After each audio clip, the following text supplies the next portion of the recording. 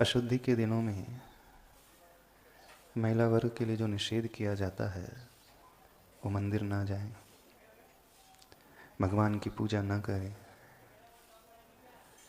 घर में भोजन न बनाएं, धान्य आदि को न छुएं,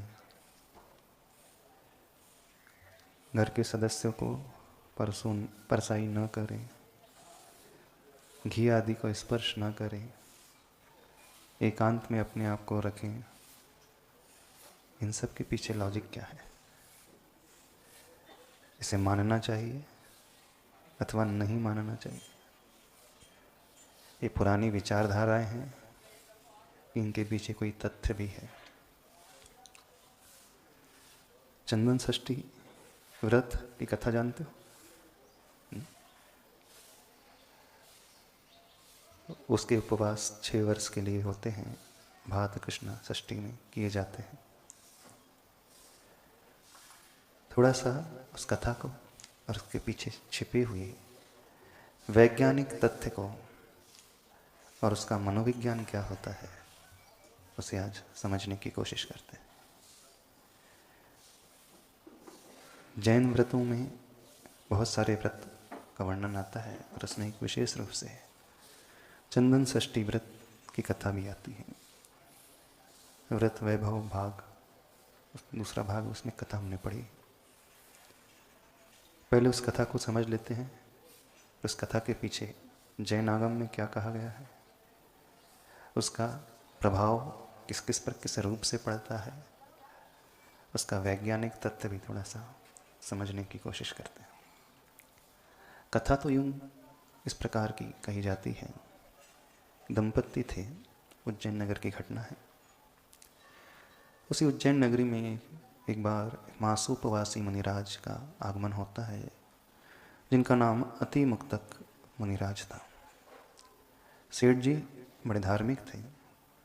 उनके मन में भाव आया, इतने महान तपस्वी मुनिराज हमारे नगर में आए हैं, तो हमें इन मुनिराज को नवदा भक्ति देकर करके आहार कराना।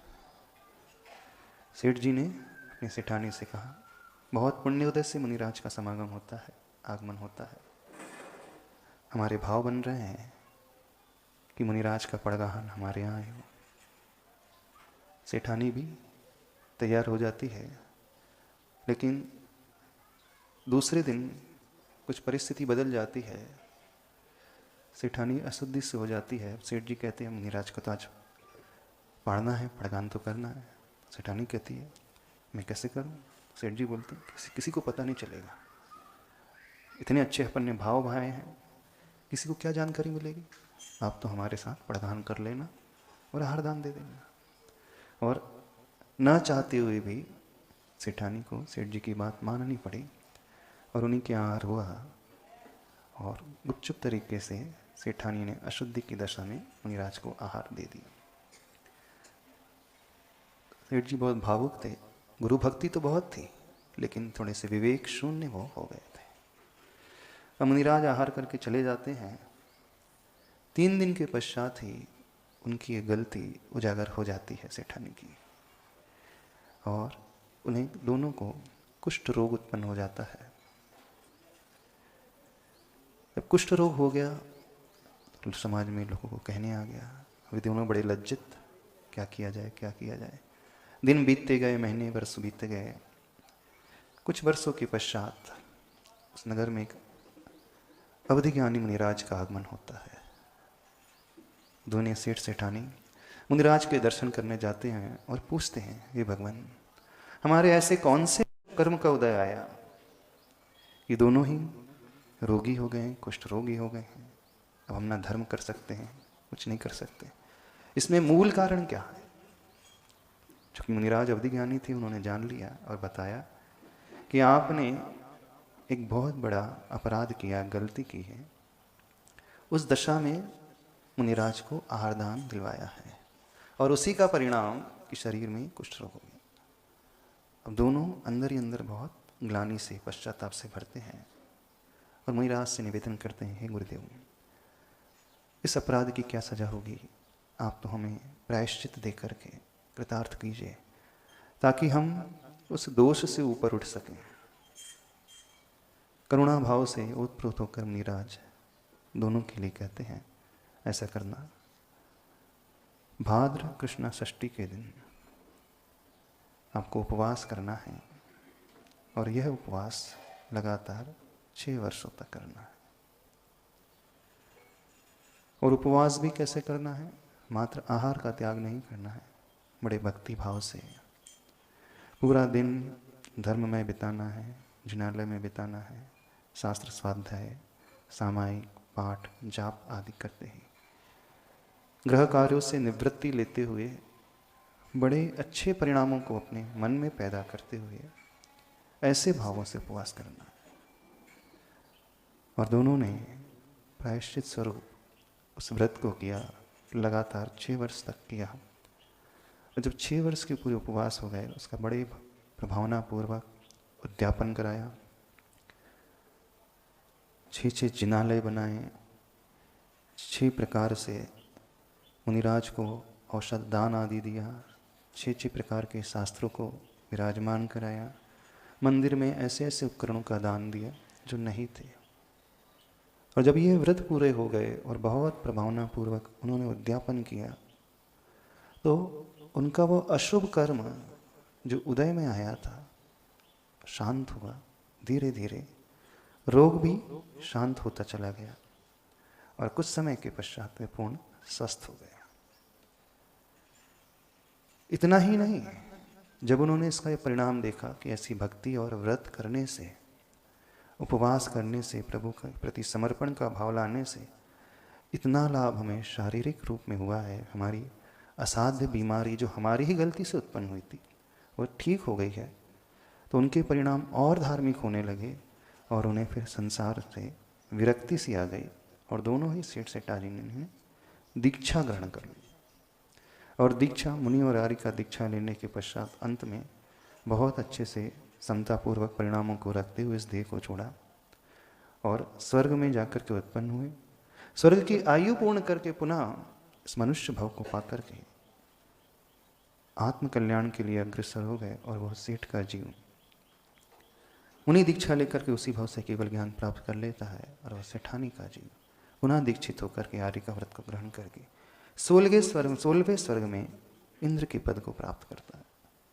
और जब 16वें स्वर्ग में इंद्र के पद को प्राप्त करेगा, आने वाले समय में वह भी मुक्ति को प्राप्त कर लेगा वह जीव। कथा तो इतनी ही है। पढ़ी है आप लोगों ने कथा? नहीं पढ़ी? कई महिला वर्ग लोग इस प्रकार की प्रायश्चित लेने के लिए आते हैं कि महाराज जी मंदिर में दर्शन आदि करते समय कुछ ऐसा हो गया, शास्त्र स्वाध्याय करते समय, तो इसे चंदन षष्ठी व्रत को उनके लिए विशेष रूप से कहा जाता। और ऐसा नहीं महिला के लिए, इस कथा में तो दोनों के लिए कहा गया। सेठ और सेठानी ने दोनों ने मिलकर के व्रत उपवास किए और उसी का परिणाम ये रहा कि धीरे धीरे वही व्रत उनके लिए वैराग्य का कारण बन गया। और कहने के लिए वो छोटा सा व्रत था, उन दोनों के लिए मुक्ति का भी कारण बन गया। अब हमें यह समझना इस कथा से, मुनिराज ने ये कहा था, भाव तो आपके बहुत अच्छे थे, लेकिन आहार दान में आपने कपट का आश्रय लिया था। क्रिया अच्छी थी, लेकिन छल कपट पूर्वक की हुई क्रिया फलदायी नहीं होती है। उसी का परिणाम उन्हें कुष्ठ रोग के रूप में भुगतना पड़ा। तो आप लोगों से भी कहना है, आप लोग कई बार धार्मिक क्रियाएं करते हैं, पूजन आदि करते हैं, दान आदि देते हैं, पर छल कपट का आश्रय ले लेते हैं। ले लेते हो कि नहीं लेते? कुछ लोग ले लेते हैं। तो ऐसे छल कपट का आश्रय भावुकता में बिल्कुल कदापि नहीं लेना चाहिए। यदि वह छल किया जाएगा, मायाचारी की जाएगी, उसका फल तो अवश्य भुगतना ही पड़ता है। अब प्रश्न ये उठता है कि अशुद्धि की दशा में यदि सेठाजी ने कार्य कर लिया तो ऐसा कौन सा बड़ा पाप हो गया? आज की पीढ़ी, युवा पीढ़ी तर्क करती है, इसमें हमारा क्या दोष है? ये तो शारीरिक गुणधर्म है। नेचुरल प्रोसेस है, ह्यूमन बॉडी है। जो स्त्री पर्याय में है तो उनको तो इस साइकिल से गुजरना ही पड़ता है, जानबूझ करके तो कुछ किया नहीं जाता है। फिर क्यों रोका जाता है? क्या डेलिबरेटली किया गया है? कोई हिंसा हम कर नहीं रहे, कोई पाप जीव के वध का, शराब आदि के सेवन का कर नहीं रहे। अब उन सेठानी जी ने कार्य तो अच्छा किया था, लेकिन जिनाज्ञा का उल्लंघन कर लिया था। जब सेठा जी ने कहा कि उस दशा में तो धर्म नहीं किया जाता है, जिनालय में नहीं जाया जाता है, गुरुओं के पास नहीं जाया जाता है, शास्त्र स्वाध्याय आदि नहीं किया जाता है, और तो और धर्म छोड़ दो, गृह कार्य भी नहीं किए जाते। कौन कौन से कार्यों का निषेध होता है? आहार पानी नहीं बनाना, भोजन नहीं बनाना, पति को बच्चों को भोजन नहीं कराना, ये भी कहा जाता है। ब्रह्मचर्य से, संयम से रहने के लिए कहा जाता है। उस समय जो है मॉडर्न तरीके से श्रृंगार आदि करके नहीं रहना चाहिए, घूमना फिरना नहीं चाहिए, अन्य सारे कार्यों से विराम ले लेना चाहिए और बहुत अच्छे शांत परिणामों को रखते हुए अपने दिन व्यतीत करना चाहिए। ऐसा यदि हम मूलाचार ग्रंथ को देखें, पहले इसके धार्मिक पक्ष को समझ लेते हैं, फिर बाद में आज के आधुनिक प्रश्न जो उठते हैं उसके पीछे वैज्ञानिक तथ्य क्या है उसे समझने की कोशिश करेंगे। मूलाचार ग्रंथ में आर्यिकाओं के लिए जो महाव्रत हैं, धारी हैं, जिन्होंने हिंसा, झूठ, चोरी, कुशील और परिग्रह रूपी पांचों पापों को जीवन भर के लिए त्याग कर दिया है, जो संसार के कार्यों में नहीं लगते हैं, विकथाओं आदि में नहीं रहती हैं, उनके लिए भी मूलाचार ग्रंथ में कहा है कि उस समय वे 3 दिन के लिए उपवास करें, 3 दिन तक मौन पूर्वक एकांत में रहें, गुरु आदि के, प्रभु आदि के दर्शन न करें। अब उनका जीवन ही धर्ममय है तो उनके लिए निषेध क्यों किया जा रहा है? प्रश्न उठाओ, समझाओ, समझो। आखिर जो किसी प्रकार की गलत क्रियाएं नहीं करते उनके लिए भी क्यों कहा जा रहा है? अर्थात कुछ ना कुछ तथ्य तो है, क्योंकि न अन्यथावादिनो जिन्हा, जिनेंद्र भगवान का कथन कभी भी अन्यथावादी हो नहीं सकता। क्या इसके पीछे रहस्य है? क्यों मना किया जाता है? जब वह स्थिति निर्मित होती है, वो साइंटिस्ट लोगों ने रिसर्च किया है, उस समय शरीर में उनकी बहुत ज़्यादा टॉक्सिक मटेरियल निकलते हैं। जो पसीना निकलता है उसमें बहुत ज़्यादा विषाक्त पदार्थ निकलते हैं। यदि उनका स्पर्श कर लिया जाए शरीर का तो कई बीमारियां उस स्पर्श से हो जाती हैं। कई बीमारियां ऐसी हो जाती हैं, कुछ लोग उस समय असंयम आदि कर जाते हैं तो लाइलाज बीमारियों का घर वह हो जाता है।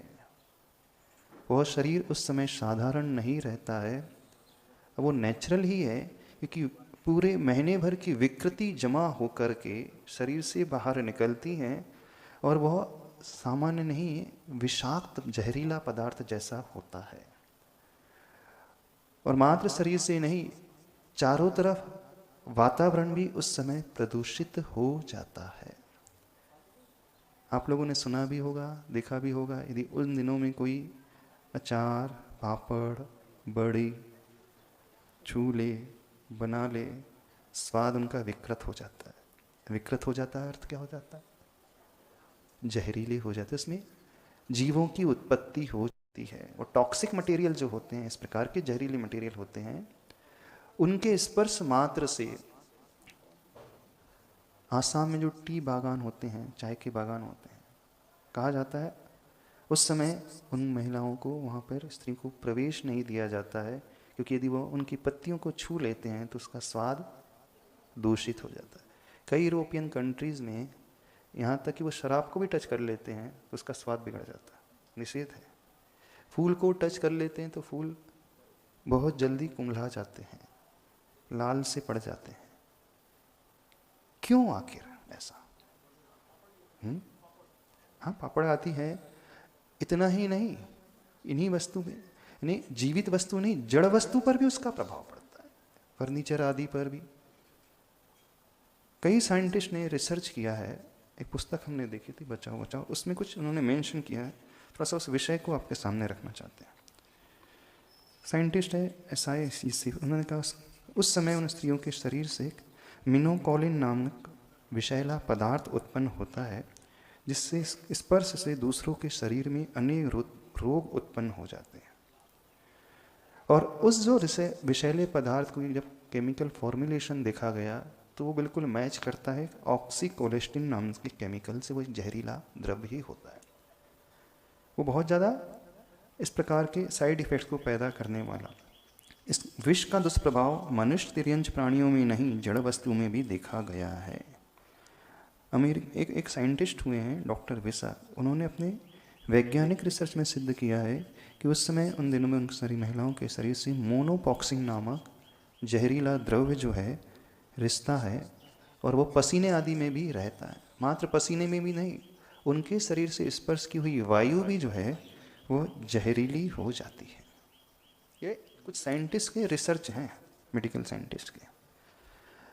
उस समय जो विचारधारा होती है कैसी होती है बताना। आरिकाओं के लिए कहा गया है कि 3 दिन उपवास रखना। उसका अर्थ क्या है? जैसे ही शरीर में आहार रस वाला जाएगा अथवा कोई भी आहार जाएगा तो उद्रेक कसाय का बढ़ने की, उसमें उद्रेकता की बढ़ने की संभावना हो जाती है। वैसे ही जहरीले पदार्थ उत्पन्न हो रहे हैं तो उसको शांत करने के लिए उपवास एक सबसे बड़ी साधना बताई जाती है। यदि जो आरिकाएं इतनी क्षमता नहीं रखती हैं तो उनसे कहा है जलो उपवास कर लेना। यदि वह भी शक्ति नहीं है तो फिर उनके लिए कहा जाता है, गुरु महाराज कहते हैं कि षड्रस त्याग करके पूर्ण नीरस आहार ग्रहण करना। यदि रसदार आहार ग्रहण किया जाएगा तो उस प्रकार के जहरीले पदार्थ और उत्पन्न हो जाएंगे, और उन जहरीले पदार्थों से सटकाई जीवों की हिंसा होती है। इसलिए प्रायश्चित स्वरूप उपवास आदि और जीवों का वध ना हो, इस दृष्टि से उपवास आदि के लिए कहा गया। उपवास ही नहीं, एकांत में रहने के लिए कहा गया। किनकी हम बात कर रहे हैं? सामान्य महिला वर्ग की बात नहीं कर रहे हैं। मूलाचार ग्रंथ में आरिकाओं के लिए आया है। अब वे आरिकाएं जो जीवन भर 5 ही व्रतों का पालन करते हैं, सामायिक स्वाध्याय आदि करते हैं, धर्म ध्यान पूर्वक अपना पूरा जीवन बिताते हैं, उनके लिए भी कहा गया है कि आपको अन्य सारे कार्यों से दूर रहना, जिनालय में भी नहीं जाना, देवों के दर्शन नहीं करना, गुरु के पास भी नहीं आना, और अन्यों से वार्तालाप भी नहीं करना। मौन पूर्वक समय व्यतीत करना है, और जो स्वाध्याय किया है चिंतन करना है। माला भी नहीं ले सकते, चिंतन करने के लिए कहा है। पढ़ने का, स्वाध्याय करने का निषेध है। जो व्रती हैं उनकी हम बात कर रहे हैं। अब जो व्रती के लिए इतना बड़ी बात है, तो जो अव्रती होती हैं, गृहस्थ लोग होते हैं, वे क्या करते हैं? अब वो भोजन बनाएंगे, अपने घर के सदस्य को वही भोजन परसाई करोगे, खिलाओगे, तो वो भोजन नहीं रहता है। वो एक प्रकार से स्लो पॉइजन आप परोसते हैं, और वही स्लो पॉइजन धीरे धीरे बहुत बड़ी बड़ी बीमारियों को जन्म दे देता है। यानी वो हिंसा का कारण बन रहा है। अब डेलिबरेटली नहीं बन रहा, चला करके नहीं बन रहा, क्योंकि शरीर का गुणधर्म है। अब वो पर्याय क्यों मिली? तो पूर्व में ऐसा कुछ किया था, इस कारण इस प्रकार का शरीर मिला। ये वर्तमान का दोष नहीं है, लेकिन पूर्व का दोष है। तो उसकी शांति के लिए, और वह दोष का प्रभाव अन्य जीवों पर न पड़े, वो हिंसा का माध्यम न बने, बीमारी का माध्यम न बने, इसलिए उनसे कहा है एकांत में रहें। लेकिन आजकल ट्रेंड क्या हो गया है बताइए? अब उन सेठानी जी को क्या फल मिला था? कुष्ठ रोग हो गया। जब वो पश्चाताप की अग्नि में जले दोनों दंपत्ति, और इस चंदन षष्ठी व्रत को किया और विशुद्धि बहुत बढ़ाई, तो धीरे धीरे वो शांत हुआ। अब आजकल चला करके कोई ऐसा करेगा तो क्या होगा बताइए? बहुत सारा वर्ग जो है आज, खासकर युवा पीढ़ी, यंग जनरेशन, वो इसे मानते ही नहीं है। धार्मिक दृष्टि से अभी नहीं कह रहे हैं, वैज्ञानिक दृष्टि से हम कह रहे हैं। कैसा प्रभाव, विचारधारा कैसी होती है, आप ही लोग बताइए। शांत भाव रहते शांत भाव, नॉर्मल विचार, थॉट प्रोसेस रहती है। कौन सी विचारधारा होती है, किस प्रकार के विचार? कषाय वाले विचार नॉर्मल तो नहीं रहते ना, चिड़चिड़ाहट होती है। सोचा है क्यों होती? कुछ ना कुछ तो हो रहा है, तभी अपने आप मूड बदलने लगता है। वो अपने आप नहीं बदल रहा है, कुछ ऐसे एंजाइम्स निकलते हैं, ऐसे विषैले पदार्थ शरीर से निकलते हैं जो शरीर को भी विषाक्त बना देते हैं और ऑरा को भी विषाक्त बना देते हैं, दूषित कर देते हैं। अब वह जीव यदि किसी को स्पर्श करेगा तो उस जहर उसके पर भी पड़ेगा। स्पर्श करना तो दूर, उस रेंज में भी कोई बात करने लगेगा तो उसका प्रभाव वहां तक फैलता है। ये जहरीला पदार्थ होता है तो छूने से ही वो प्रभाव नहीं डालता है, इवोपोरेट होने लगता है, वातावरण में वो कण फैलने लगते हैं हवा के माध्यम से। तो जितनी दूर तक वो कण फैलेंगे उसका प्रभाव उन वस्तुओं पर पड़ता है, उन व्यक्तियों पर पड़ता है। तो अपने आप को सेफ रखने के लिए, बचाने के लिए, और हमारे परिणाम जो हैं दूषित न हो, इन सब के लिए आगम में ये कहा गया है कि उस महिला वर्ग को दूर रहना चाहिए। ये कोई दकियानुसी बातें नहीं हैं, मनगढ़ंत बातें नहीं हैं, ऑर्थोडॉक्स थॉट प्रोसेस नहीं है। ये पूरे वैज्ञानिक तथ्य के माध्यम से, यदि आप धर्म की दृष्टिकोण से नहीं समझते हो तो शरीर विज्ञान के हिसाब से समझिए। कितनी ज़्यादा हिंसा स्व की तो होती है और पर की भी होती है, इसलिए वे एकांत में रहते हैं, किसी को देखते भी नहीं है। कई ऐसे शहर बोल रहे, कई ऐसी देश हैं, कंट्रीज़ हैं जहाँ महिलाओं को वहाँ पर प्रवेश निषेध होता है। मंदिर में, उनके देवालय में प्रवेश निषेध होता है। भोजन जहाँ सामूहिक बनता है उसमें निषेध होता है। मेडिकल्स, दवाइयाँ जो बनती हैं, मेडिसिन जहाँ बनती हैं वहाँ पर प्रवेश निषेध होता है। फूल आदि होते हैं, इस प्रकार के निषेध होते। कई देश ऐसे हैं। और आपके जो पुराने पूर्वज हैं वो ये कहते थे कि नहीं, कहते थे कि नहीं, मानते नहीं। पर आज की युवा पीढ़ी सिंगल है, न्यूक्लियर फैमिली है, मेट्रोज में रह रही हैं, बोलेंगे हम दोनों जॉब करने वाले हैं। पहले तो बर्तन को भी नहीं छू देते थे, यदि छू लें तो अग्नि से शुद्ध करना पड़ता था। उन वस्त्रों को भी नहीं छुए जाते थे, उनके वस्त्र भी अलग रहते थे, स्थान भी अलग रहता था, भोजन भी अलग रहता था। आजकल सब छोड़ते चले जा रही है नई पीढ़ी। आचार्य भगवान हमेशा कहते थे, देखो शुद्धि का पालन अवश्य होना चाहिए, यदि यह पालन नहीं हुआ तो इसके कई दुष्प्रभाव सिर्फ व्यक्ति को ही नहीं देखने मिलते हैं, समाज को भी देखने मिलते हैं। यदि कोई मांगलिक कार्य चल रहा है, पंचकल्याणक आदि चल रहे हैं, उन क्षणों में उस पवित्र मंगलमय वातावरण में कोई जीव आ जाए तो वहाँ पर उपसर्ग भी होते पाए गए हैं। समझ रहे हो कि नहीं समझ रहे हैं?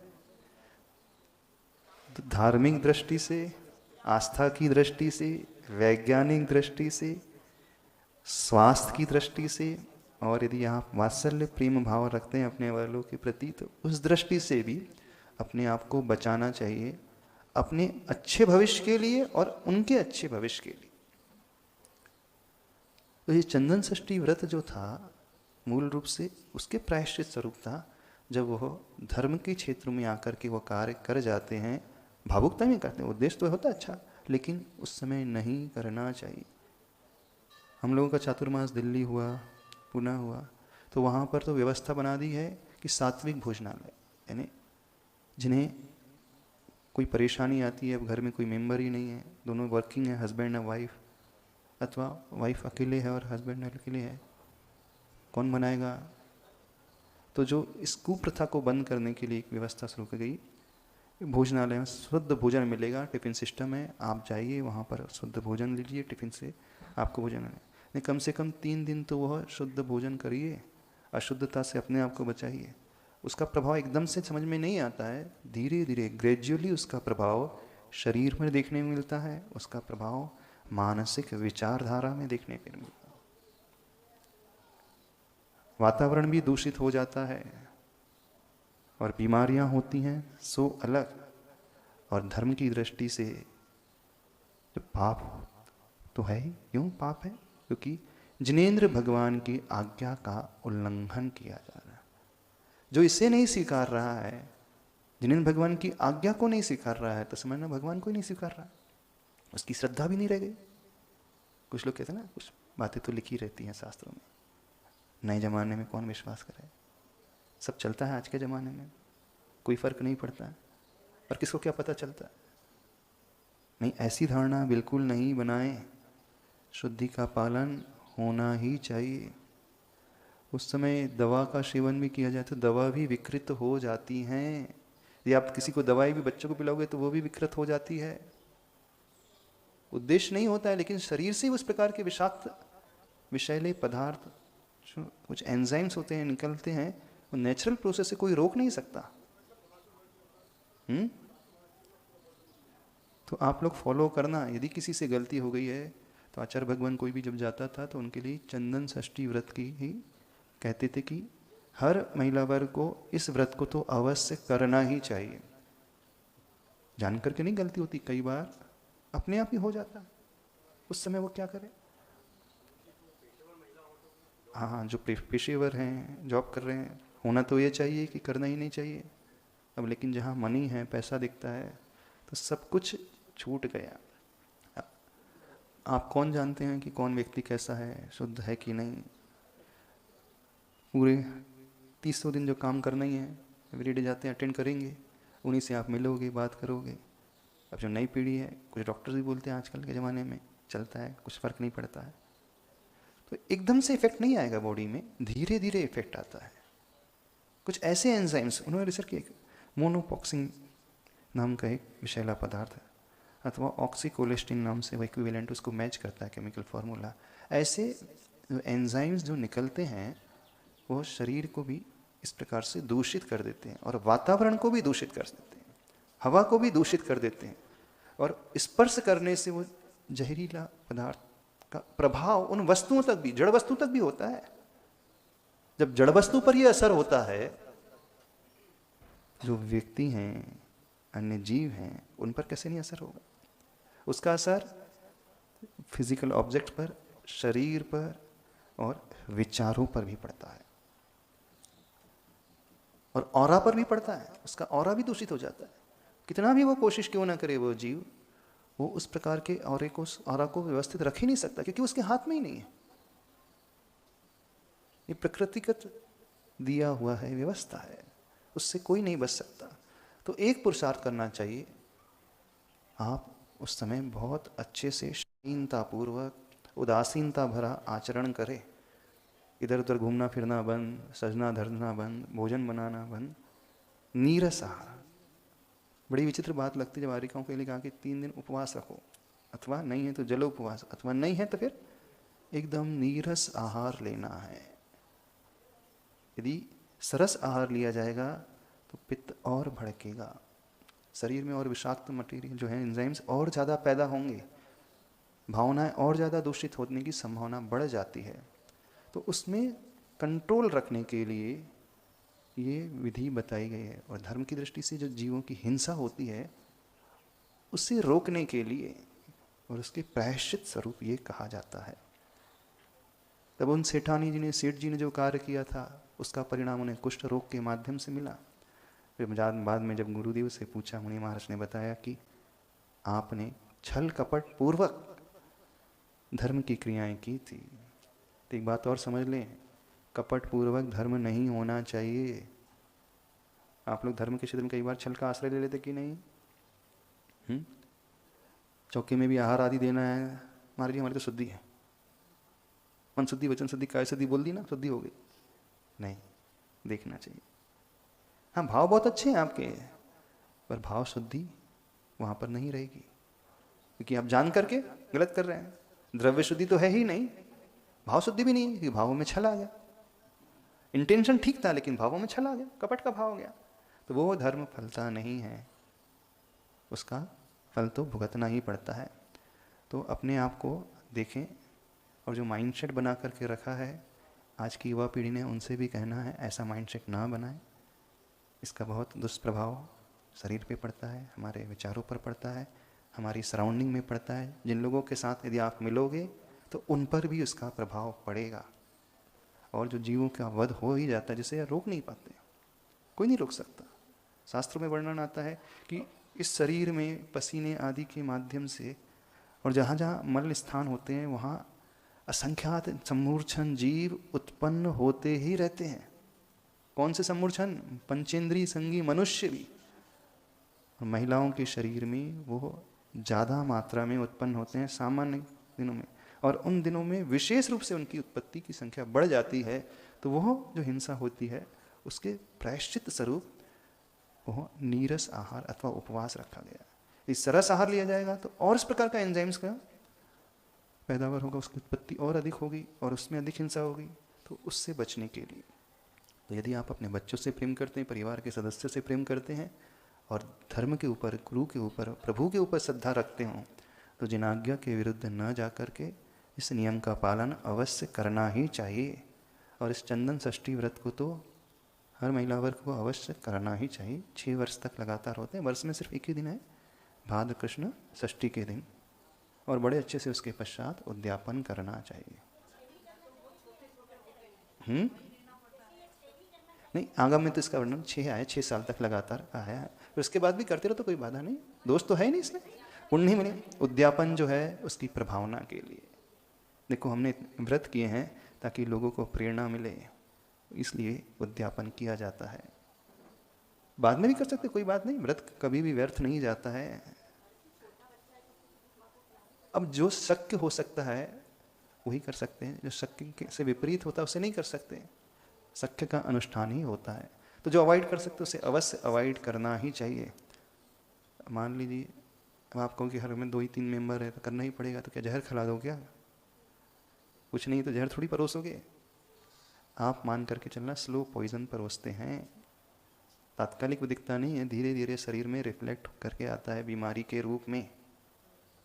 अभी इस पर रिसर्च बहुत सारे बाकी है, जैसे रिसर्च होगा पता चल जाएगा, लेकिन शास्त्र में तो लिखा है और इसका प्रभाव वर्तमान में देखने में भी आता है, मानसिक विचारधारा में भी देखने में आता है। मनोभाव उस समय कैसे रहते हैं, कैसे मनोभाव रहते हैं, अच्छा आप बताओ, महिला पर बता दें कौन से विचार आते हैं उस समय? चिड़चिड़ाहट ज़्यादा होती, गुस्सा भी ज़्यादा आता है, तामसिक विचार ज़्यादा आते हैं। हाँ, तामसिक विचार आते हैं, तो क्यों आ रहे हैं? कुछ ऐसा शरीर में घट रहा है, कुछ ऐसे एंजाइम्स का सिक्रीशन हो रहा है, वो एंजाइम्स उसमें निमित्त बनता है। तो कहा जाता है ना, कहीं जब झगड़ा हो रहा है तो मौन ले लेना चाहिए, मौनेन कलहो नास्ति। अपने आप को उस क्षेत्र से अलग कर लेना चाहिए, क्षेत्र परिवर्तन कर लेना चाहिए। क्षेत्र परिवर्तन करते ही थोड़ा सा गुस्सा शांत होने लगता है।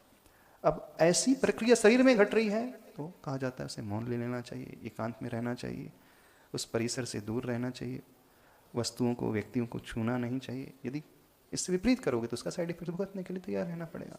ये तो वर्तमान के भाव में देखने मिलेगा, और आगामी समय में उससे जो पाप बंद होगा, क्योंकि आप भगवान की आज्ञा का उल्लंघन कर रहे हैं, और दूसरी बात उस विषाक्त मटेरियल से जीवों का वध हो रहा है, उससे भी पाप बंद होता है। समझ में आ रही बात? नहीं समझ में आ रही? हाँ, रेशमी कपड़े भी जो हैं खराब हो जाते हैं। हाँ, कई जगह ऐसा सब है, यदि उसे रेशमी वस्त्र को छू ले तो वह वस्त्र भी खराब हो जाते हैं, फूलों को छू ले तो वह मुरझा जाते हैं, इवन शराब को छू ले तो उसका टेस्ट बिगड़ जाता है, अचार है, पापड़ है, बड़ी है, घी है, तेल है, और अन्य वस्त्रों को छू ले तो हो जाता है। हाँ, तो कोशिश करना, कोशिश क्या, हर संभव करना ही है, क्योंकि आप धार्मिक हैं, श्रद्धावान हैं, शास्त्र आज्ञा के विरुद्ध नहीं जाना है, नहीं तो कर्म बंद भी होगा और वर्तमान में भी उसका प्रभाव देखने को मिलेगा। तो सभी श्रावकों से, महिला वर्ग से विशेषकर से कहना है, इस चंदन षष्ठी व्रत को अवश्य किया करें। समय आपका होगा। बोलिए आचार्य परमेश्वर गुरुदेव श्री विद्यासागर जी महाराज के लिए।